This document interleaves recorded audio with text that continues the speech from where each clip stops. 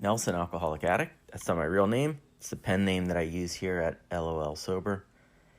It is October, and I'll tell you, October is a rough month for me. Not all bad, not all good, a little bit of both. It's just a rough month, and I'll give you a list of things I associate with October. You could probably see what I'm talking about. One is I have two important birthdays, my wife's and my oldest daughter's, and that's great, right? Except, it's on me to kind of figure out getting a good gift and cakes and setting up a little party at night for both of the birthdays. And so there's some anxiety and stress and excitement all mixed together for those 2 days.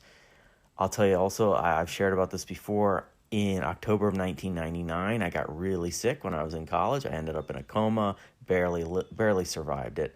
When I woke up, I had to start having amputations on my feet, and that I've never been the same since then. I have pain that has affected me every single day of my life since then. And so it's around that time every year I get a little sentimental and sad and glad that I lived, but sad that I lost part of me. And so do a lot of people in my family. I get a lot of phone calls around that time of year just saying, man, I still think about this. I'm so glad you lived, but it was hard.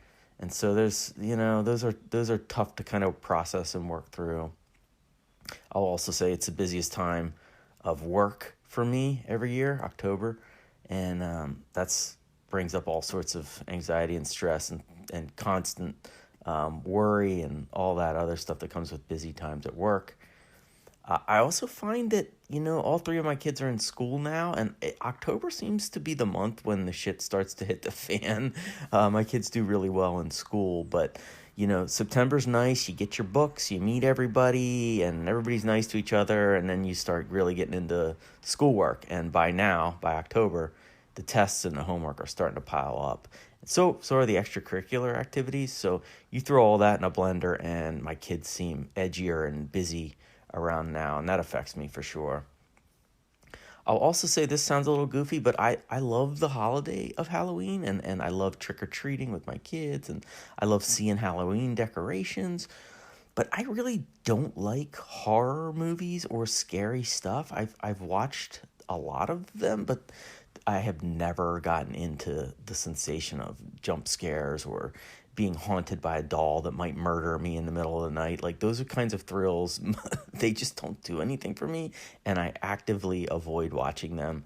I got extremely aggravated the other night because I was watching a baseball game. It was like 8:15. It was 8:15, and a trailer for the movie Halloween Kills came on, and my 7-year-old happened to wander into the room at the same time, and she was terrified for an hour, and it was bedtime, and she had a hard time getting to bed. And so I really think at that moment I could have killed Michael Myers with my bare hands by myself. That's how fired up I was. But I don't really want to be scared, and this is the scariest month of the year probably. Last but not least, this is the elephant in the room. The item that impacts all of these other October moments for me is that I got sober in November of 2008, which means that October of 2008 was the worst month of my life. A lot of overdoses. I was puking almost every single day. I was going to bed every night saying, I need to get help, I need to get help, I need to get help. Wah, wah, wah.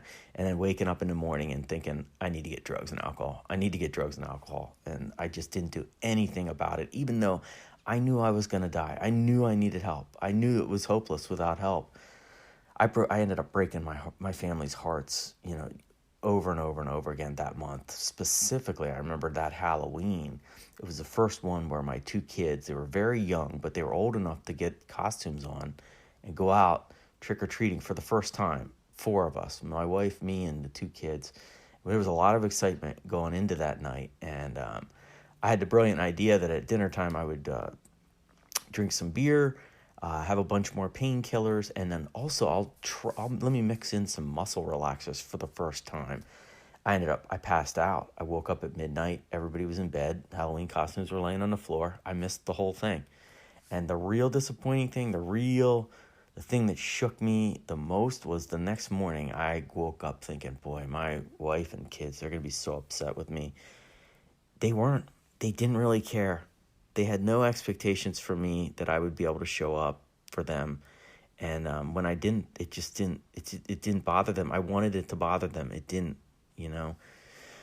I'm telling you all of this because I do think recovery matters more than ever for me right now, every year, right now. And I'm telling you this also because I've met so many people, sober people, over the years who have that one month or that one time of year that puts them on edge.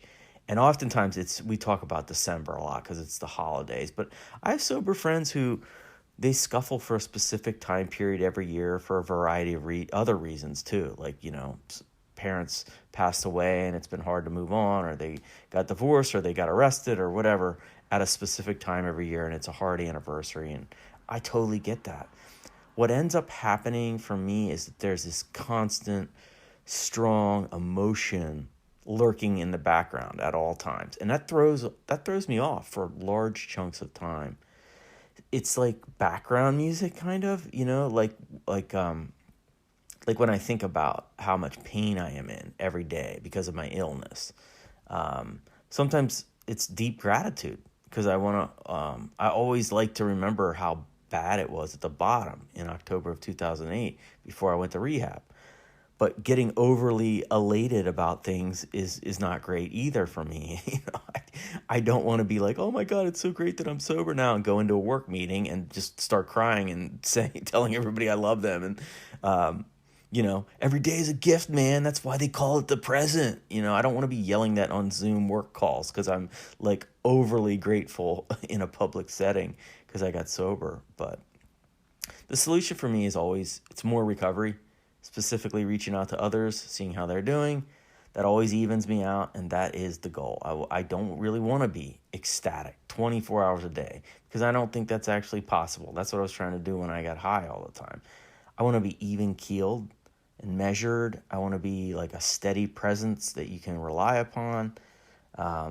Making phone calls helps. That's maybe the biggest thing. I always encourage people who are in a rut, whether they're new to recovery or have 20 years sober and are struggling, call 14 different people for 14 straight days and talk to a person for at least 15 minutes. No voicemails. That has never not worked for me. I always end up strengthening an existing bond or creating a new one with a new sober friend. It's 100% of the time. The biggest thing is 100% of the time gets me out of my own head and my own stuff to just call someone and say, how are you? Tell me everything. It's a beautiful thing. And I will tell you, the good news about firing up my phone like that in October is that I either rekindle an old bond or I strengthen a new one, and I have a bunch of strong connections to help me. But also, hey, if Michael Myers does show up at the house, I got a bunch of people I just talked to. I was like, get the hell over here, man. I got a guy in a mask trying to murder my family. Help. So thank you for letting me share.